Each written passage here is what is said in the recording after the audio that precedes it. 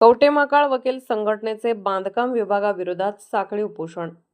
सांगलीच्या कवठेमहांकाळ येथे अतिरिक्त जिल्हा न्यायालय व दिवाणी न्यायालय वरिष्ठ स्तर सुरू करण्याबाबत उच्च न्यायालय मुंबई यांचे मंजुरीचे पत्र मिळून जवळपास 1 वर्षाचा कालावधी होऊन गेला तरीही या विषयासंदर्भात सार्वजनिक बांधकाम विभागाचे अधिकारी कुचराई व दिरंगाई करत असल्याने आज कवठेमहांकाळ वकील संघटनेकडून सार्वजनिक बांधकाम विभागातील अधिकाऱ्यांच्या विरोधात मंगळवार दिनांक 28 जुलै रोजी उपोषणाचे हत्यार उपसण्यात आले.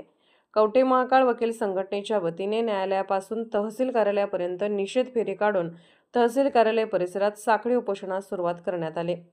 कवठेमहांकाळ येथे मंजूर झालेल्या जिल्हा व अतिरिक्त सत्र न्यायालय तसेच दिवाणी न्यायालय वरिष्ठ स्तर यांच्या बांधकामास मंजूर आराखडाप्रमाणे नकाशा व अंदाजपत्रके त्वरित तयार करून देण्यास सार्वजनिक बांधकाम विभागाचे अधिकारी टाळाटाळ करत असल्याने तसेच माहिती मागितली असता उडवाउडवीची उत्तरे देत असल्याने वकील संघटनेकडून बांधकाम विभागाचा निषेध करण्यासाठी तसेच अतिरिक्त जिल्हा न्यायालय आणि दिवाणी न्यायालय वरिष्ठ स्तरचे कामकाज कवठेमहांकाळ तालुका न्यायालयात त्वरित सुरू व्हावे यासाठी हे उपोषण करण्यात आले.